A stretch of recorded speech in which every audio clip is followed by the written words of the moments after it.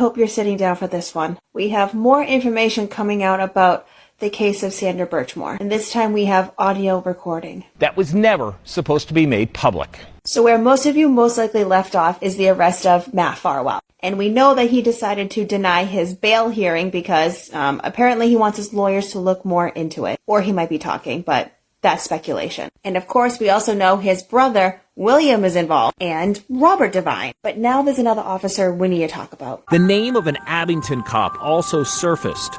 Josh Heel previously worked for Stoughton's Animal Control. This is Joshua Heel, and at the time of meeting Sandra Birchmore, he was the Stoughton Animal Control officer. He ended up leaving the town of Stoughton to move into another town called Abington, where he was the school resource officer. Yes, this man was the school resource officer. And not only knew what was going on with Sandra Birchmore, but he partoked, you know what I mean. And now we have audio recording from the Abington police chief proving that Abington also knew what was going on with Joshua Heel and Sandra Birchmore before it got leaked out. The deputy told me that Heel and the deceased woman were friends and that they had texted quite frequently. I believe it was daily.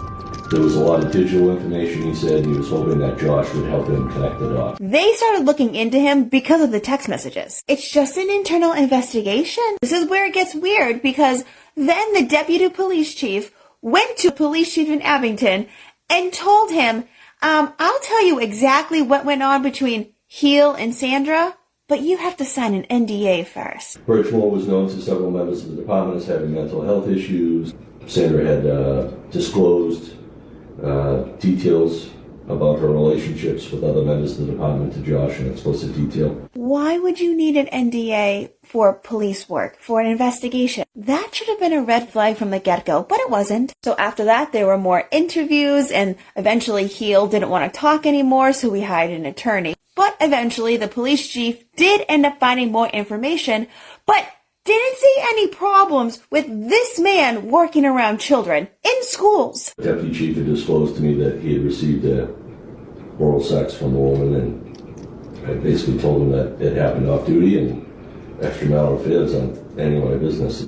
So basically, you got Knucklehead 1 in Stoughton and Knucklehead 2 in Abington, and the guy in Abington is just saying, well, I'm going to believe the guy in Stoughton. There's nothing going on here. And this fucker continued to work around children until September 2022, more than a year and a half after Sandra's death, and continued to stay on paid administrative leave until February.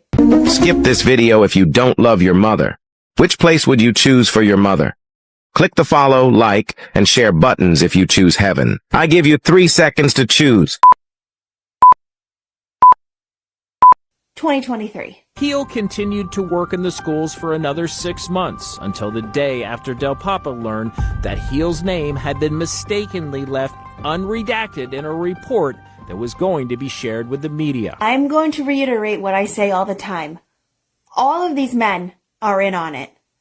All of these men are complicit.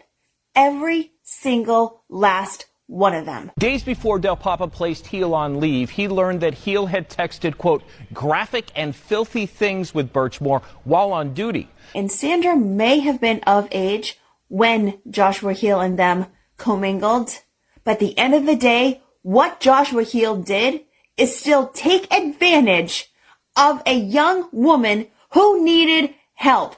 A man who worked with children took advantage, knew that this girl had been raped, coerced, groomed, and took advantage of that. Justice for Sandra Birchmore.